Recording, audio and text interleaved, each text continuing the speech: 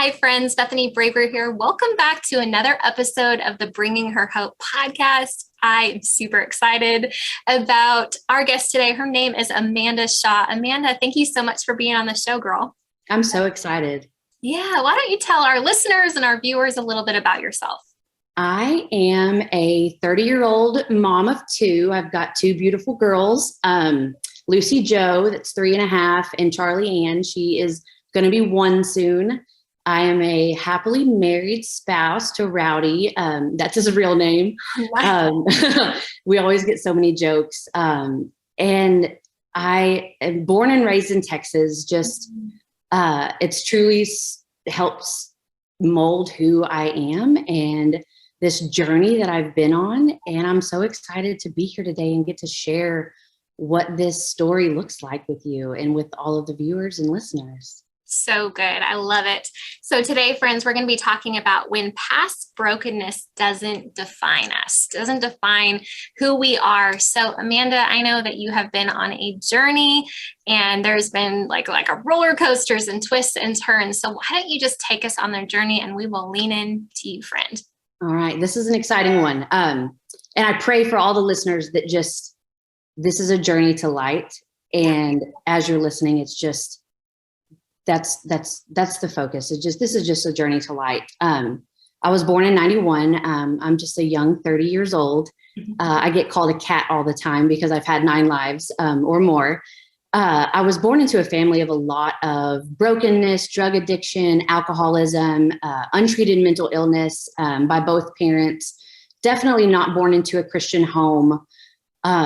I was very loved, though. I was very loved and I was very wanted. I was an unexpected pregnancy, but very, very loved. And I think that that's hard to remember in my story in places. But I learned later in life that hurt people. And I was born into a family of a lot of hurt people and a lot of just chains of addiction and abuse. And so the people around me followed what they knew. When I was about 2 or 3, my family divorced. My mother got custody of myself and my older brother. My older brother was 7 years older than me at the time, or still is. And we went into a lot more brokenness than what I was even born into, just drug addiction and alcoholism, severe untreated mental illness, definitely not a Christian home still. And it just developed into us living through homelessness. We were squatting in homes that weren't ours. At some points we were living in junkyards where my mom lived in a school bus and we lived in a little tin shed with a dirt floor. But even through all of it, I didn't know better. So I didn't know what we were living through was wrong or neglectful. There were more days that we were hungry than we were fed. My older brother would steal food to feed me, or we'd rummage in trash cans, break into things to try to find food. And I'm 2 and 3 or 4 years old. And so I'm getting potty trained through this. And he's the parent. Yeah. And he's just a mere 7 years older and he's just working with what he's got. And he didn't know different from this lifestyle really. Yeah. And so still not a Christian home. A lot of agnostic or atheist people had never heard of anything about Christ, had never been introduced to God in any way, form, or fashion. But I was happy. I didn't know any better at all. And looking back, I'm glad I was happy through it. And I didn't know better because I do have happy memories from those times.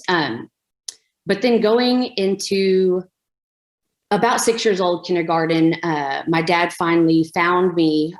He was not the biological father of my older brother, so he did not get custody of my older brother. Another family member did, but he got custody of me. Went back to the original home I was in prior to the divorce, and it was a really happy first year. He married a woman, had a stepmom. I remember just Play-Doh and games and just the goodness that was that first year. And then my dad started traveling for work. He had worked on a ranch his entire life, got a job with the railroad and started traveling, and things went downhill really quickly. She was a closet alcoholic. And that just was a pivotal moment, I think, in her life, that she was alone with a child that wasn't hers, her biological children as well. I had stepsisters, and I'm not sure what she had gone through, but it was a catalyst for her just diving off the deep end. A lot of physical abuse, a lot of scars still left over to this day. And just, it was really scary, just really, really scary. My dad had struggled still with untreated drug and alcohol abuse, but was maybe doing decent at the time. I think if you would have asked my family then, they would have identified as Christian, but no one had ever spoke about God or Christianity or the Bible or anything like that. But I believe they would have identified as that had you asked them. And that really just, my stepmom really brought out the feelings in me of I'm not good enough and unloved, and I must deserve this for some reason. I must deserve these, the broken bones and bruises and scars for some reason. By the time I was 8, my dad was home a little more. The relationship was rocky between them. And he was a party animal growing up, and he brought me to the party, and I was his everything. And in that, he started letting me drink at about 8 years old, just at night to go to sleep or something. I had a lot of residual emotional stuff going on from losing my mom and that part of my life and going through that. And I didn't sleep. I had nightmares every night. I was a chronic bedwetter until I was much older than I should have been. And so hurt people, and he didn't know better. I honestly think he didn't. So he started letting me drink. That was definitely a catalyst in my life for a lot of later behaviors. I was a bright student, great grades. And when they finally separated, it was probably my 5th grade year, into my 5th grade year. And I saw light coming, but what really was coming was just me moving around a lot between different family members. My dad was working. He couldn't be there full time. And so there was a lot of moving parts, and I was in a lot of different homes. And all I could feel was that he wasn't there for me. And so it just really grew again, those feelings of I'm not good enough, I'm unloved, I'm unworthy, and just worthlessness. So that ended up being a lot of suicidal thoughts, starting at about 8. Ended up being a lot of just emotional turmoil and I was a talker when it came to social things. And I was a fun, loud child, but when it came to big things, my family didn't talk, so I didn't talk. We're not raised to cry or show emotion or talk about feelings like that. And so all of the suicidal thoughts and all of the thoughts of not being good enough, I just held them in and bottled them up, and that later exploded. By the time I was about 12, I really started to act out. I was looking for attention from anyone, and that was guys included. And I was looking for attention in guys that were not good guys. I was just a young 12-year-old, and my grades started to fall immediately. I was always a straight A student, and I'm making B's and C's and then D's. I started to sneak out to find friends that had older friends that I had started to get along with more because I related to them more, and they were troubled kids. And I got myself into a situation one night and was raped. And that was, I'd never known anybody to experience anything that way. I'd never seen anything like that. I had never heard really of anything like that even. And here I am in that situation, and I don't openly just try to come out to my family and say, oh my gosh, this happened. But I try to lead into some conversations and say, something's happened to me. I don't know what to do with it. And it involves this. Yeah. And immediately it was, don't talk about it. Don't tell anyone. What did you do to cause this? How is this your fault? And that moment was the moment I really shut everything in and everyone out and shut down, and that worthless just feeling of, I don't even know what to call it, but it was just emptiness. And it was, I must have caused this. And I turned to drugs and alcohol really quickly.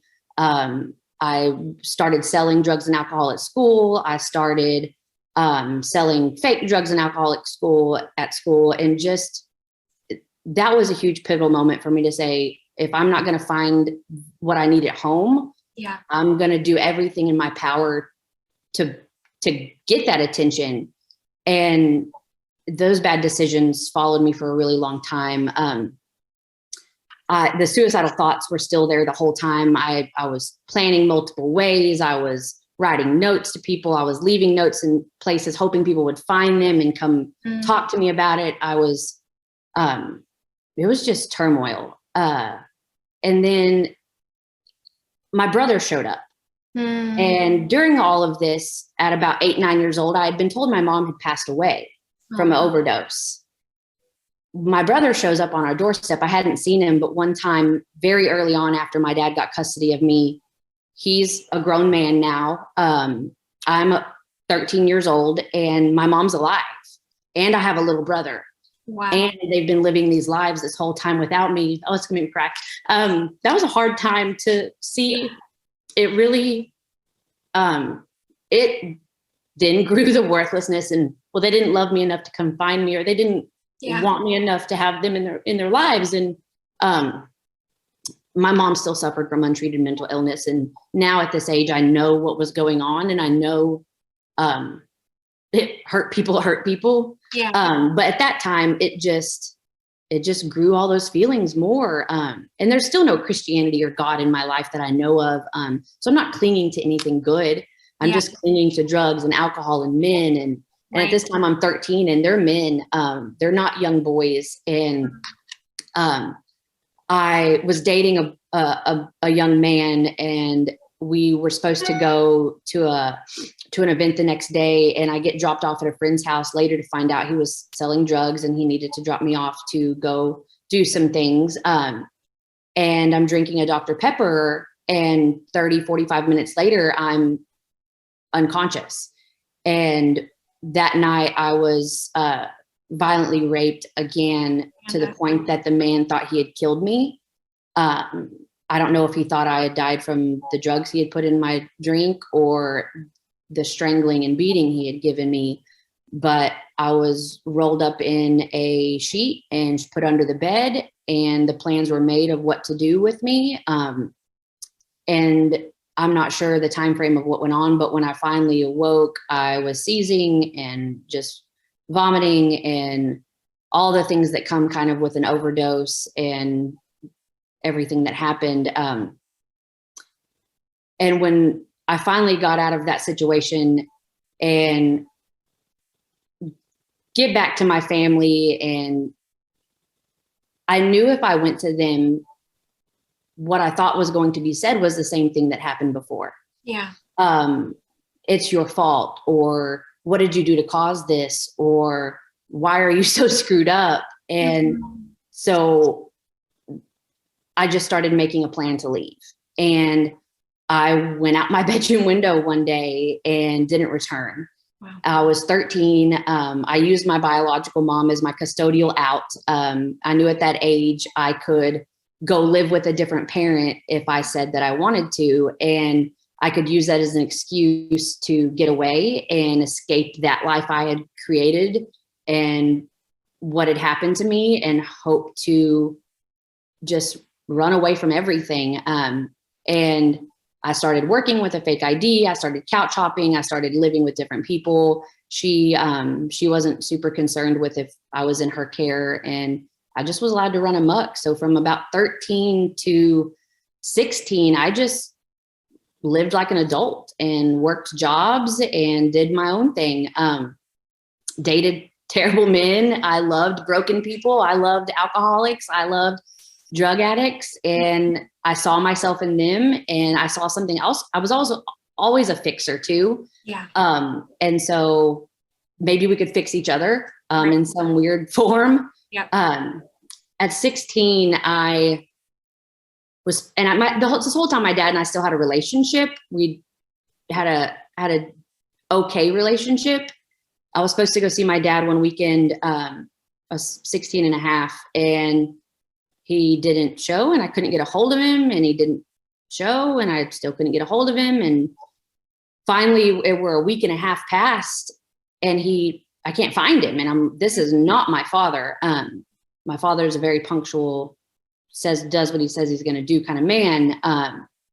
And I finally am like, okay, I'm going to call the family. And we haven't spoken in years, and they don't want anything to do with me at the time. And I remember my grandfather picking up the phone, and he's a mean old country man. And I just explicits came out of that phone, and to the words of "it's none of your business," and hung up. And I knew something was really, really wrong. So I called my dad's best friend, who I also hadn't seen in all these years I had been gone. And he calls me back and tells me that my dad had committed suicide 2 weeks prior. And that it was the weekend he was supposed to come pick me up. And I remember he had called, it was Halloween, called a few days prior, and he had a weird conversation with my mother and I. And he just kept saying, do you have her? Like, do you have Amanda? Do you got this? Do you got this? And it was just strange.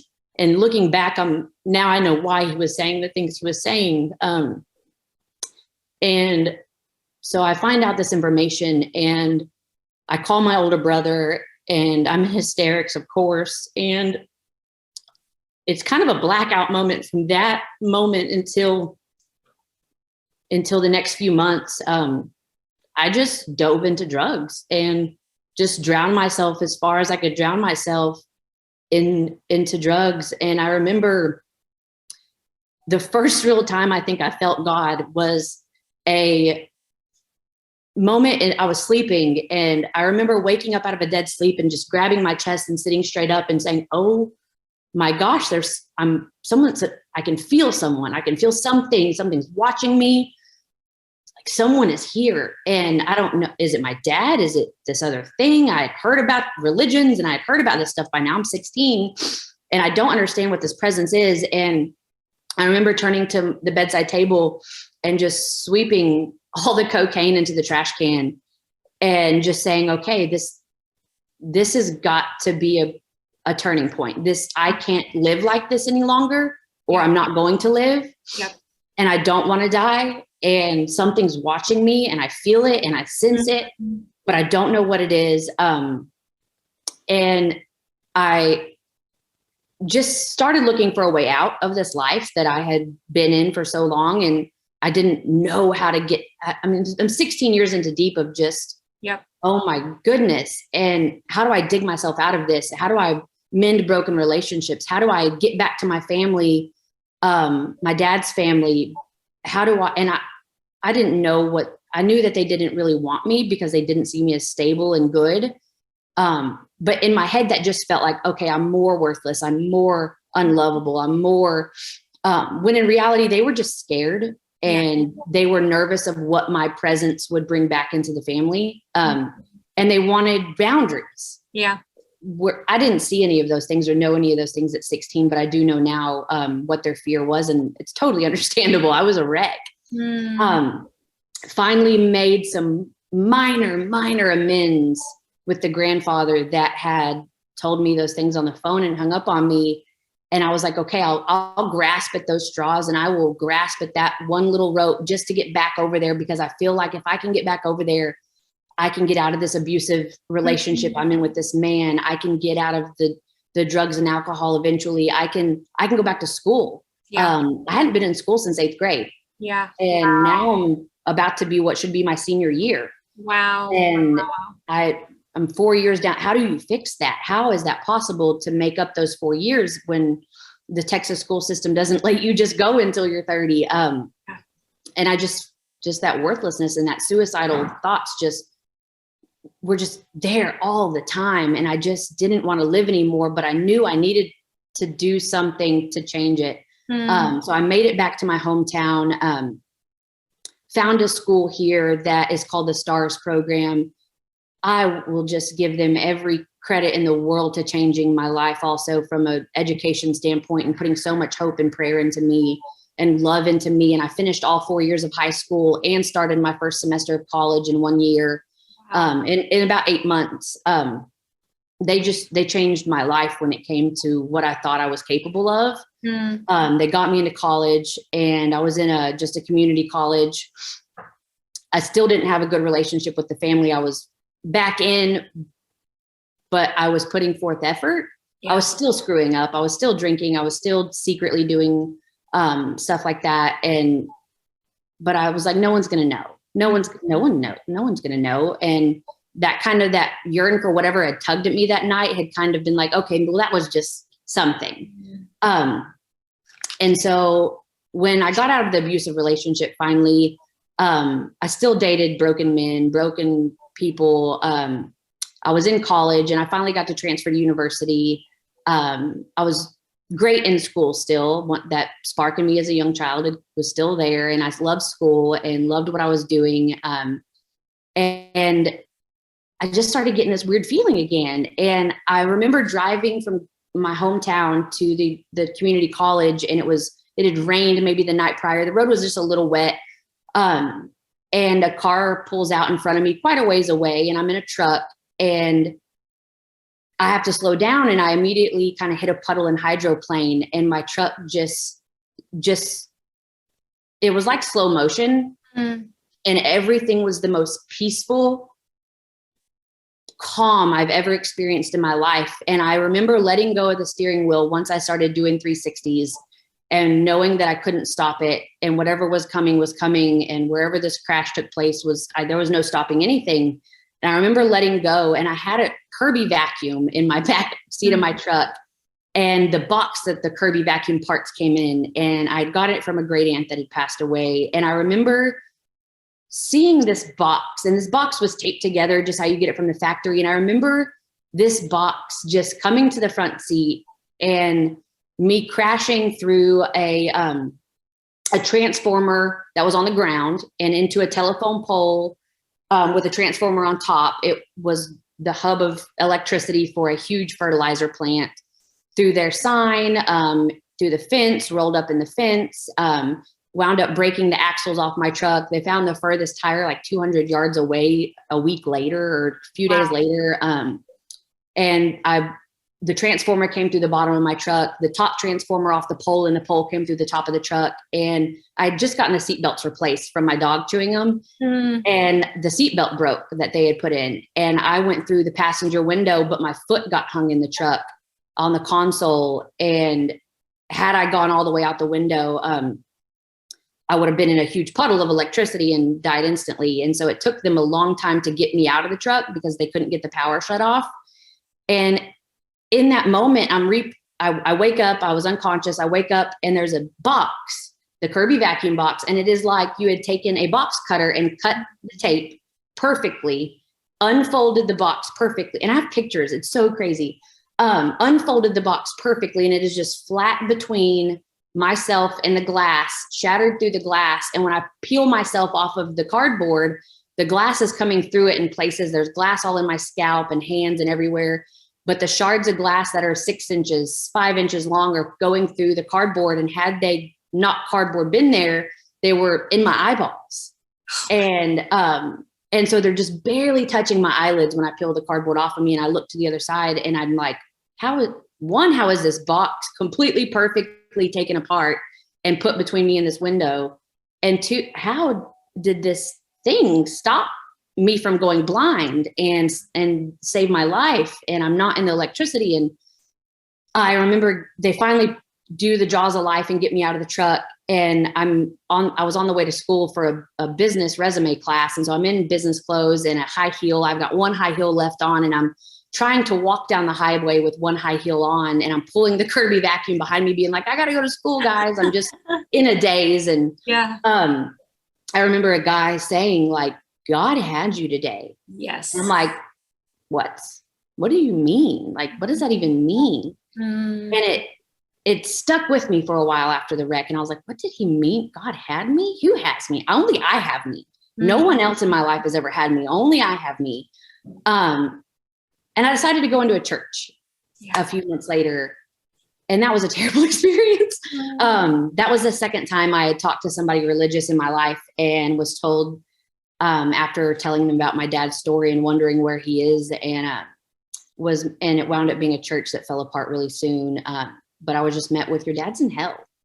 And I was like, well, this isn't the place for me, because that's not what I want to hear. So I'm going to scoot on out of here real fast. And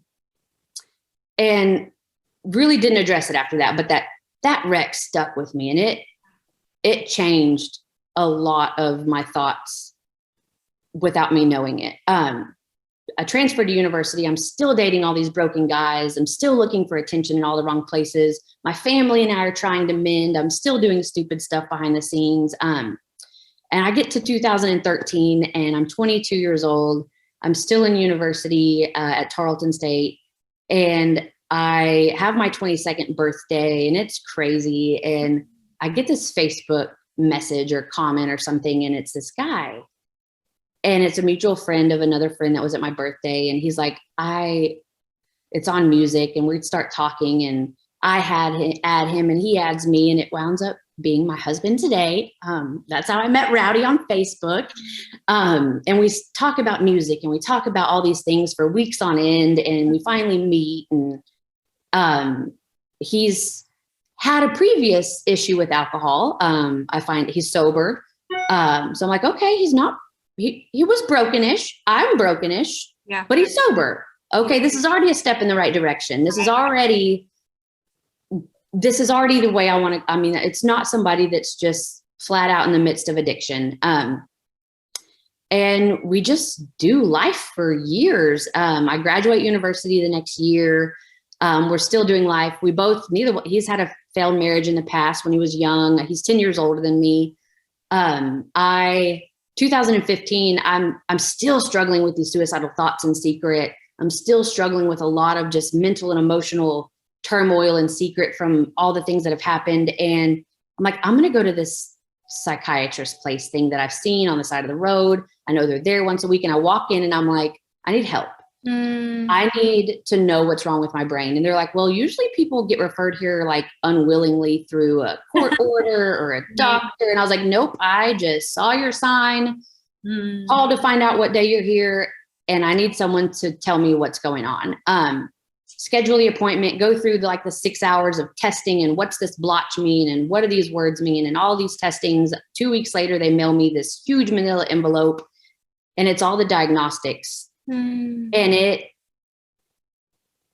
was all the things I knew was wrong, and all the things I knew my family had generationally, but it was written out, and it was signed, and it was documented, and I freaked out. And I hid that envelope. I still today to this day have it in a filing cabinet. I hid that envelope. I didn't tell my doctors. I didn't tell Rowdy. I didn't tell my family anything of the sorts. But I was severely bipolar. I was severely adult ADHD.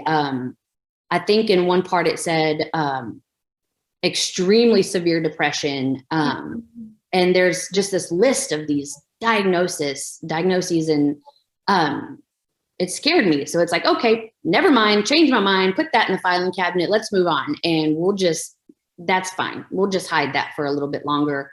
Rowdy and I are still dating, and we have fun, and everything's great. We don't want to get married, but like a lot of women do, a baby will fix this.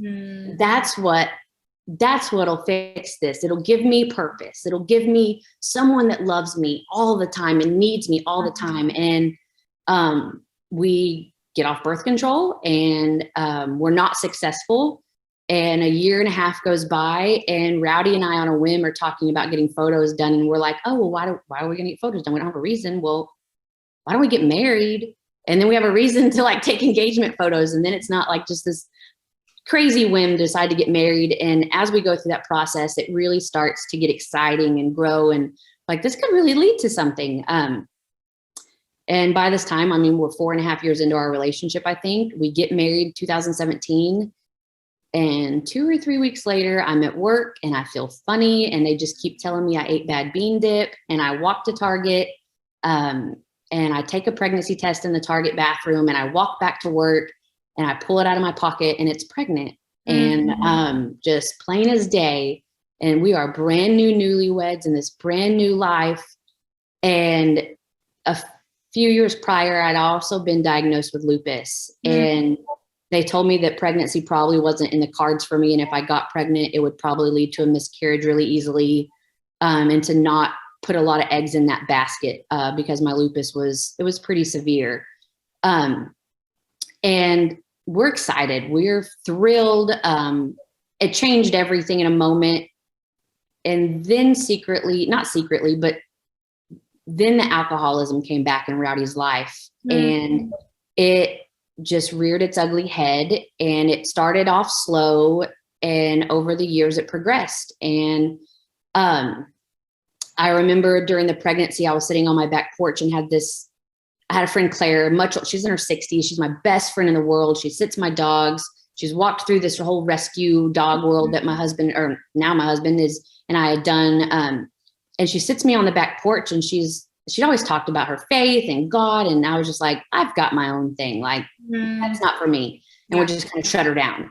And I remember her sitting me on my back porch and saying, I'm not going to go to heaven without you. And I was like, okay, I guess take me with you. What do you want me to do?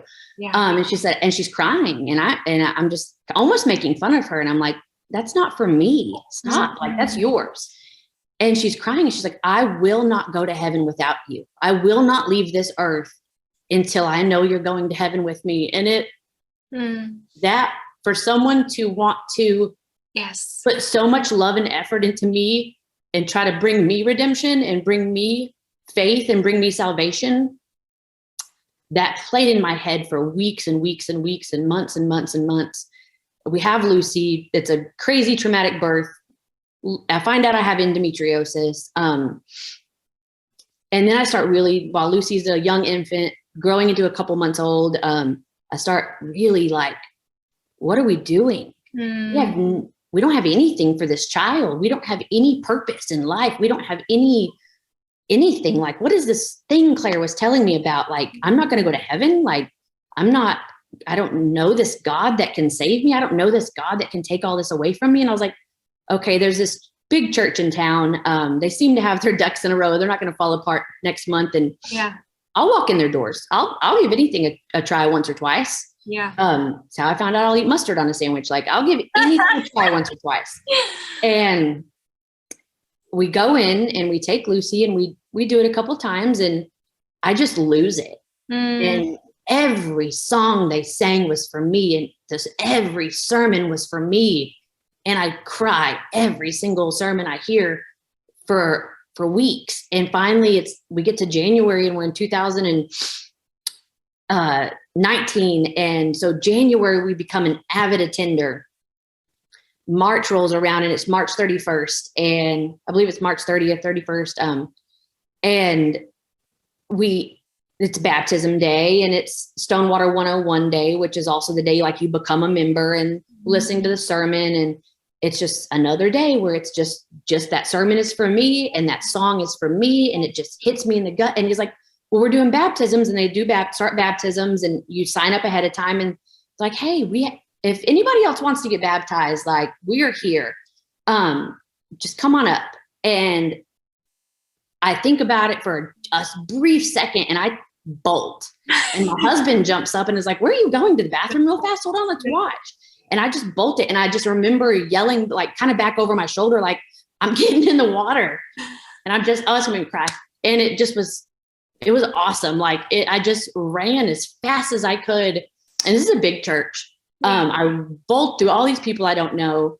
And I run back there, and I'm like, I have to get in the water now. Like, and they're like, well, change clothes real fast. I was like, I don't have time. Like, what if they miss me? What if they stop? And they're like, you have time to change shorts, at least please change shorts. And so I throw these shorts on, and I run to the water, and they're like, man, we don't have your name. We don't have your info. We want to flash it on the screen. I was like, I don't have time for any of that. Yes. Like, I have to get in this water, one, before I get too scared, and two, before something like, this is my moment. Yeah. And I remember jumping in the water, and I got to be baptized by our lead pastor, Jeremy White, and meet him for the first time, kind of face to face. And I was like, I think I want to go to this membership meeting after this and figure out I don't know what this is. Like, I don't even really know that it's for membership. I just know that it's kind of like a party. Yeah. And it sounds fun. And maybe I'll meet some people, because I don't know anyone here. And we go and I meet Pastor James Markham, part of our Get Going team, which does, at the time it was called that. They do missions and local missions and global missions and local outreach. And he's so funny and he's just the best human being in the world, but he's so messy sometimes. And I was like, I found it. I found my place. I am organized. I have a business degree. I can structure all these things and all these papers won't be astray. And so I walk up to him afterwards and I'm like, I give him my card, and like my little card that says like what I'm interested in. And he calls me a few days later and he's like, I'm having this meeting. We're going to go over this stuff. And I was like, yep, I'm coming. And my girlfriend and I go, and it's another messy meeting where you can tell he's just a little scattered, but he's just an amazing pastor and has the biggest heart I've ever met. And I walk up to him after the meeting and I'm like, I think I can help. And he's like, have you ever served before? Have you ever? I was like, nope, don't know what that means. Yep. I'm brand new to this, just got baptized last week. But I think I can help. Yeah. I think I can help with this. And local community stuff was where I found my passion. And could I reach another Amanda?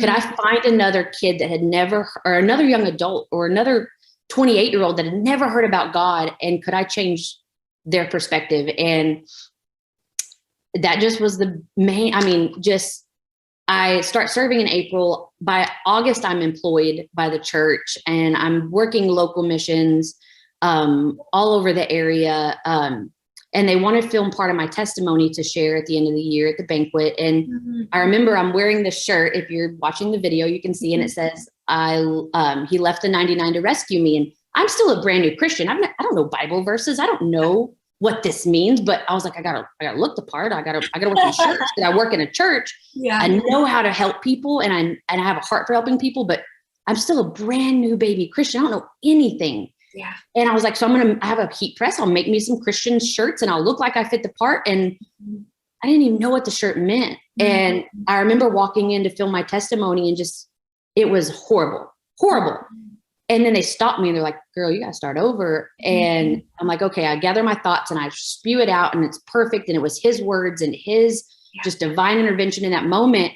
And at the very end of it, I just have this overwhelming, just like blackout moment of just God saying like, I left the 99 and rescued you. Like, and like, here's the verse and where this comes from and the interpretation that comes from. And you will find other Amandas out there that have never looked at the footprints in the sand poem that people talk about, that like people have read, and like, I was the footprints where you thought you were strong and you carried yourself through this crazy life. Like I was those footprints. You were not those footprints. I am weak without this guy that is just carrying me and loving me, and this father that's just taking care of me.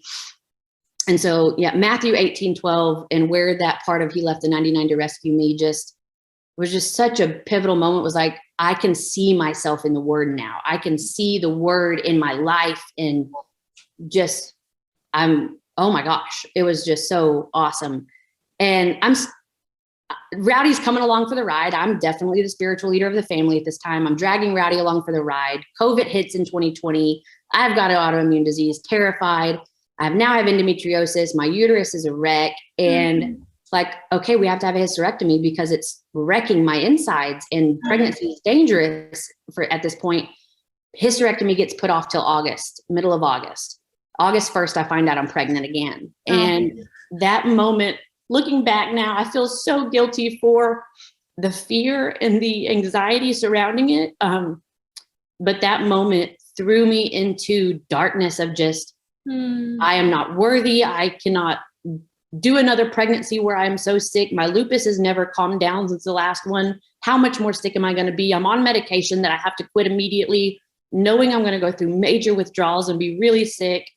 And so I go through 90 days of major withdrawals, just sick, throwing up, convulsing, and Rowdy's alcoholism takes off like never before.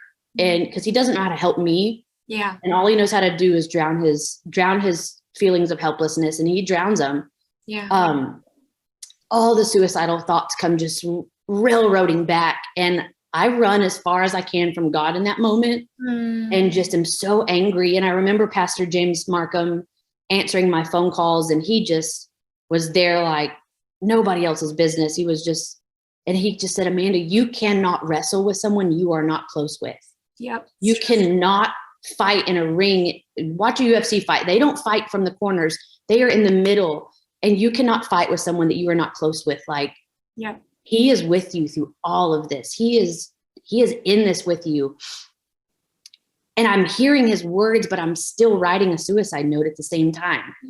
And I have all the notes to my family members. I have the notes to my children, and I have the plan in place. And the minute Charlie's born, and I have the notes for Charlie for when she grows and knows about her mom and what she did. And I just kept saying every day, just wait till she's born, get her earthside, get her here with Rowdy. Yeah. Rowdy will find sobriety again, and he'll raise these little girls in church, and he'll make sure they're okay. And your brokenness can't hurt them. Yeah.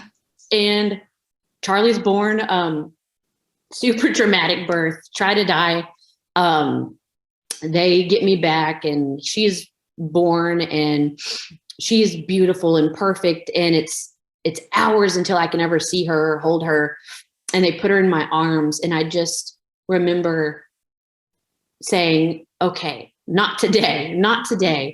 Now she's perfect, and we're okay. And we just survived what we just survived. And we shouldn't have survived the moment we just did, and having her, and everything's okay. So the next few weeks and months, Rowdy's alcoholism grows, where I just am fighting for my faith and just fighting with God. And it just was this moment of God gave me these two babies, and this whole time I'm working in ministry, and he gave me this ministry to work in with single moms, widows, and orphans. And this is where I know my purpose. Yep. I know the gifts he's given me. I know better.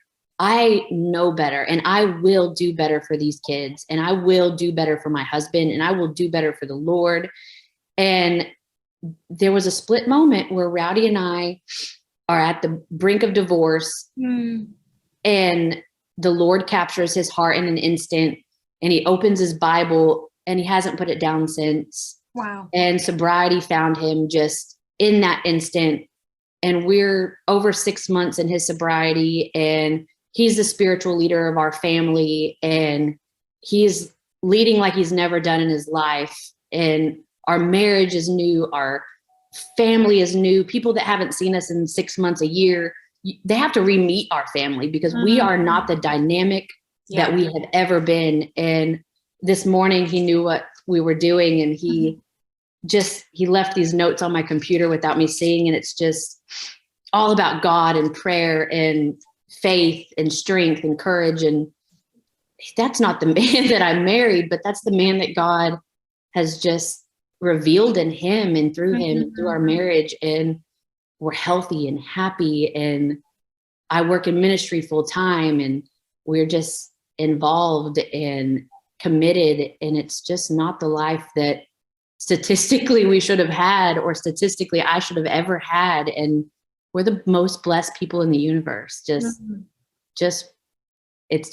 cannot celebrate it enough, just how any moment in your life can just be a God moment. And there's no reason for it but God. Like, there's no reason for any of me surviving any of the things that I've survived but God. Like that wreck and childbirth, and just every moment that the doctors can't, or the ER people or what, is just like, you shouldn't be here. It's but God. Like, I'm sorry. I can tell you why. Yeah. I can tell you how. I couldn't then, but I can now. Yeah. And so. Wow, Amanda. I don't really know why I wore mascara today, because it's fun. But I have to ask you this. If you could sit down with your 8-year-old self today, what would you say to her? But God. Mm-hmm. in all the things you're going to walk through and the strength you're going to carry that you think is your own strength, just give it up. Like, give it up. And in 1 Peter 5:6, I wrote this down. It's humble yourselves, therefore, under God's mighty hand, that he may lift you up in due time. And I was never a humble person. I could act a humble person, but I would swear to you that everything I had walked through up until recent was through my own strength. And even whenever I said it wasn't, and I was a brand new baby, I'm still a baby Christian. I'm still just 2019, and it's 2022. Yeah. But even in my testimonies then, it was in the back of my head, I had strength. And giving that and humbling myself in that and giving that up, just, it's not mine, and it's not my strength. It's not my pride. It's not anything. Like, just, if you give it but God, like if you give him the moment at the end of the sentence and let him fill in the blanks, like he will carry you through anything. Yeah. He will carry you through he will be the footprints in the sand every day of your life if you need him to. You don't ever have to put your feet on the ground and have any footprints. Right. If you let him. Yeah. Just let someone in. And to Claire, that just begged for my salvation and begged for me to go to heaven with her, and to find the people that I've found through ministry that just spear me on and encourage me and pray for me daily. I couldn't do life without them, because I will just backslide right into who I have become, who I've been in the past. And finding people in your life that will spur you on and spur the Jesus and God that is in the spirit that is inside of you is just so important. Yeah. Finding community I don't see how it's the only way for me. Yeah. What do you think it took? You know, how you mentioned you weren't necessarily a humble person in the perspective of you thought everything was within your own strength. What do you think it took to get to the place where you're like, I need a savior and it can't be me? Death. Just by my own hands and by the experience we experienced at my second baby's birth, and seeing death before me and feeling what felt like death before me, and knowing what I was going to do after Charlie was born, or what I wanted to do. Yeah. And then going through that and being on the brink of death and just begging, just pure and utter begging. I have more to do. I have women to find and share with and show the light to. And it took death, and it was there. And having those notes written and prepared for everybody in the family, and knowing where my plan was and in place, and it was ready. And just seeing that out of body experience as I went through Charlie's birth, it was, oh my gosh. You could give, let's talk to the woman right now who's in the middle. She's in the middle of something similar to what you're walking out. It feels cloudy. She feels numb. She feels like she can't go to anyone. She has those thoughts of suicide. And she's like, okay, this is great for you, Amanda, but I don't think that this Jesus thing is going to work for me, or I don't think that my life is worth living. What would you say to her? It is hard to be in those shoes and find community that you can be honest with. And I was never fully honest with my community. They're going to hear parts of this and they're going to go, I'm going to get a text message that says, Amanda. But their investment in my life and in my faith and in my future, and their prayers for me, no matter if they knew the full depths of my despair, if you have a mustard seed of faith, just the mustard seed that you need, walk into a church, find out how that church works in the background. Do they have a membership meeting? Do they have classes on serving? Do they have anything of that capacity to learn how to serve in any capacity? serve in the smallest capacity you can commit to, or the biggest capacity you can commit to, and start making those connections with anyone. Yeah. You ideally would divulge to someone that you trust everything, but even if you can't divulge the deepest, darkest secrets, you need people praying for you, and you need people spearing you on, and you need people in your corner pushing you to the middle to wrestle with God and to be close to him.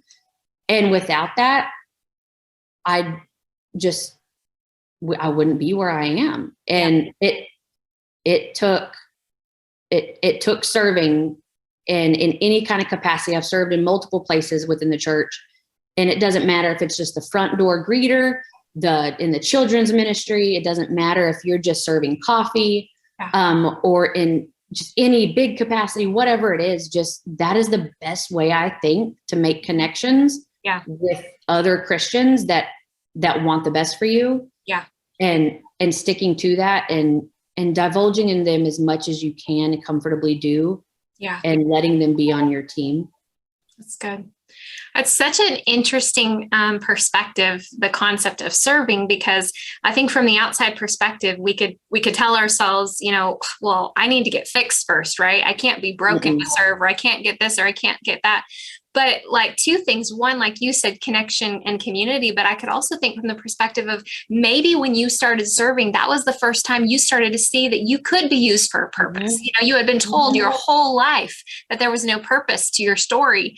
And with that and what God walked you through and that opportunity to serve, he gave this completely different picture of who you are. It completely changed my mindset that I could have value. Yeah. I could have purpose. I could have meaning. I could be influential. Yeah. I could make someone else smile. The list goes on and on of the things it gave me through serving in any capacity.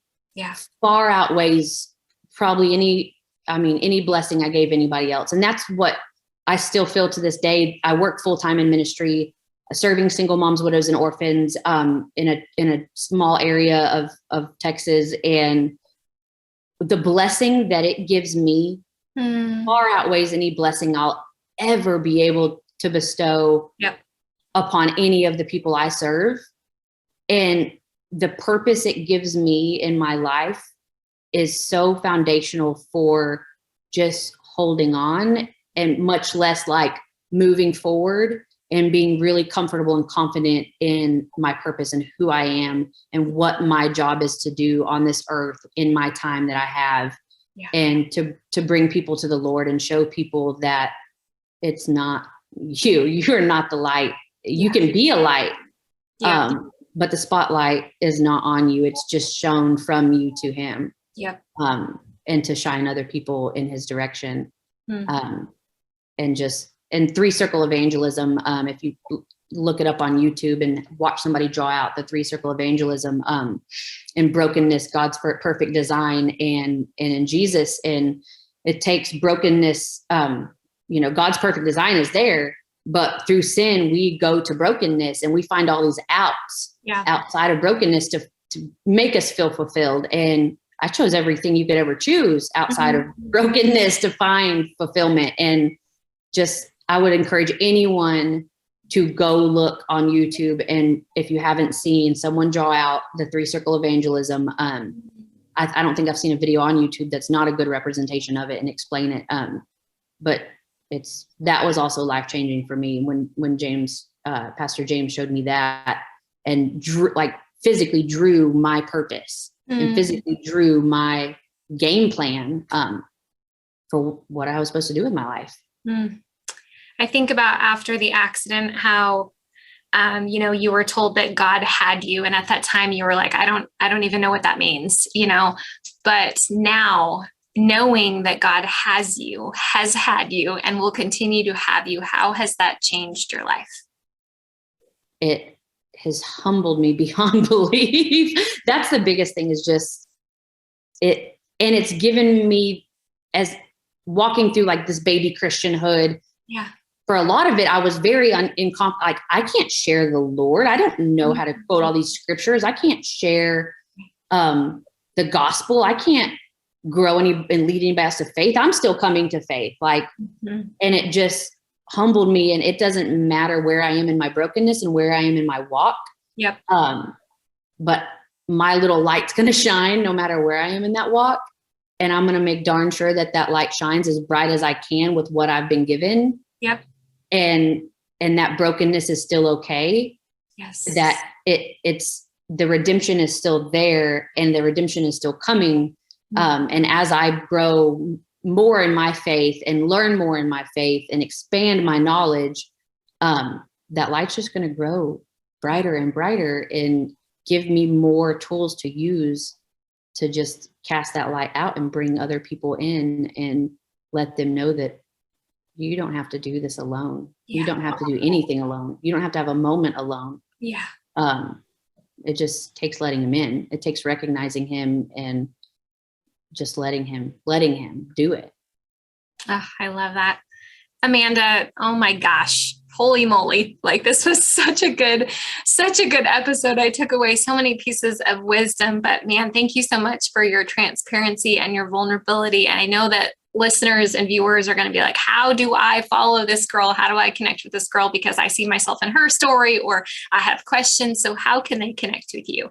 I would love for people to just go to my Instagram, at the Amanda Joe Show, a little play on the Amanda Show that was on back in the day. Yeah. And J-O, not J-O-E, please. Or just Amanda Joe Shaw on Facebook or Instagram would be a great way to connect with me. And I would love, if anybody wants to reach out, I would love to chat with anyone that relates in some way or has questions in some way or doesn't have someone to connect with in some way and doesn't feel confident in walking in somewhere at this time. Just wherever you are on that walk, I am always an open ear. And just that's my goal. So for those of you that are maybe driving because you're listening to this, or you're taking care of 5 kids or whatever it is, we have all of those the links that we talked about to connect with Amanda in those show notes. You can find them on YouTube or on any podcast platform. Well, Amanda, thank you again just for your time, your wisdom, again, just amazing vulnerability, for sharing and letting us lean into the journey that God's taking you on.